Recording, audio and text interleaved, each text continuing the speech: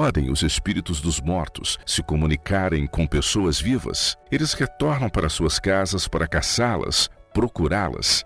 A crença em fantasmas é muito comum, especialmente em filmes como Caçadores de Fantasmas, desenhos como Gaspar, o Fantasminha Amigo. E as casas de caçadores em exibição no Halloween, Dia das Bruxas, têm perpetuado a ideia de que os mortos podem voltar e nos caçar, procurar e falar conosco. Médiuns e espíritas também afirmam que se comunicam com nossos entes queridos. O culto, a adoração aos ancestrais também é comum em muitas culturas, e o movimento da Nova Era afirma a comunhão com espíritos. Em tempos bíblicos, o rei Saul se consultou com uma bruxa, feiticeira em Endor. Ela supostamente se comunicou com Samuel, que já havia morrido há algum tempo. Podem os espíritos dos mortos realmente se comunicarem com pessoas vivas? Como nós explicamos a aparente comunicação entre mortos e vivos, que é comum em muitos modernos movimentos religiosos no passado e no presente? Os mortos não sabem nada. Eclesiastes 9, verso 5. Sai-lhes o espírito e eles voltam ao pó. Salmos 146, verso 4. Assim como a nuvem se desfaz e passa, aquele que desce à sepultura jamais voltará a subir. Nunca mais voltará para sua casa, e o lugar onde mora nunca mais o conhecerá. Jó capítulo 7, versos 9 a 10. Amor, ódio e inveja para eles já não existem mais. Eles estão afastados para sempre de tudo o que se faz debaixo do sol. Eclesiastes 9, verso 6. Longe de ser um estágio consciente, a morte é o estágio final do não saber ou da inconsciência. Como está descrito na Bíblia, os mortos não louvam ao Senhor, nem os que descem à região do silêncio podem fazer isso. Salmos 115, verso 17. Assim, o ser humano se deita e não se levanta, enquanto existirem os céus, não acordará, nem será despertado do seu sono. Humanos permanecem no seu sono até a ressurreição do final dos tempos. Então e somente então, eles acordarão e se levantarão do que Davi chama de sono da morte.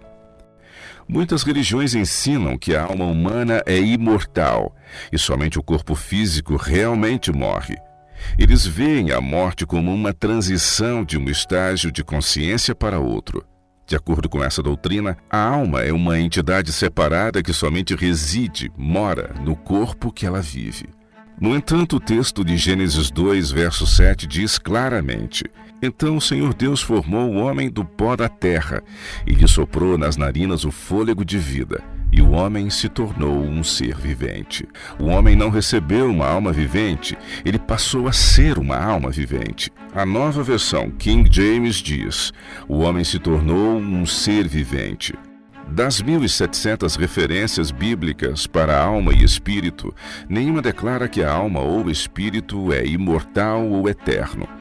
De fato, 1 Timóteo 1,17 declara que somente Deus é eterno e imortal.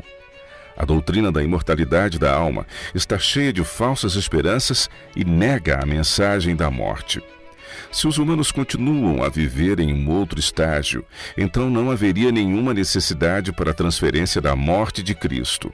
Cristo morreu para restaurar a vida para aqueles que pecaram e estavam no pecado. No Éden, Deus disse que Adão e Eva morreriam se eles comessem do fruto da árvore do conhecimento do bem e do mal. Gênesis 2:17. Deus não disse: seu corpo morrerá e vocês entrarão em um novo estágio de consciência. Foi a serpente que mentiu para Eva dizendo: você não morrerá. A ideia de que a alma é imortal é uma mentira que surgiu no Éden para nos convencer que somos imortais como Deus. Nós não somos imortais, mas é verdade que não fomos criados para morrer. A morte entrou no mundo como consequência do pecado somente quando Adão e Eva escolheram ignorar os bons planos de Deus e escolheram a morte, que ela se tornou uma realidade. Quando alguém morre, seu espírito ou respiração da vida retorna para Deus. Eclesiastes 12, verso 7. Deus pega a vida de volta. ruar, espírito, respiração, aquela que ele concedeu na condição de obediência e a pessoa cessa de viver. Quando Deus disse, o ser humano certamente morrerá quando transgredir seu requerimento, mandamento, Gênesis 2:17, significa que cessaríamos de viver e retornaríamos para o pó. Então, se a morte é um sono, como a Bíblia diz, qual é o espírito que aparentemente pode se comunicar conosco? Se os espíritos que são chamados pelos médiuns ou canais não são espíritos da morte, então serão os espíritos do demônio que tentam nos enganar e nos roubar a salvação.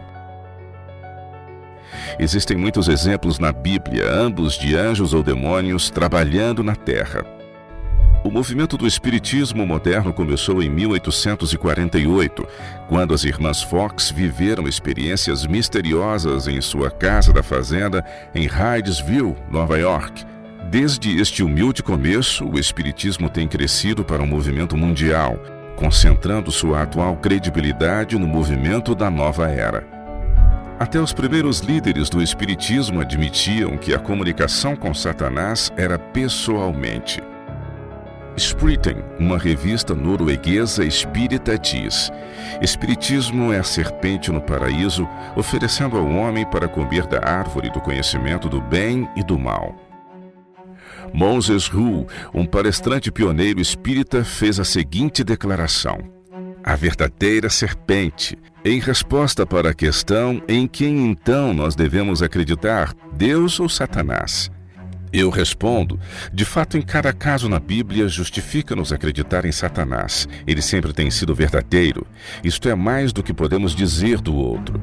Não foi o diabo, mas Deus que cometeu erros no jardim do Éden. Foi Deus e não o diabo que foi um assassino desde o princípio. Errado. Esta declaração de blasfêmia resume a verdadeira natureza do espiritismo. Deus condena a consulta a médiuns ou comunicação com mortos em diversos lugares na Bíblia. Deus definiu claramente o caminho pelo qual se comunica conosco.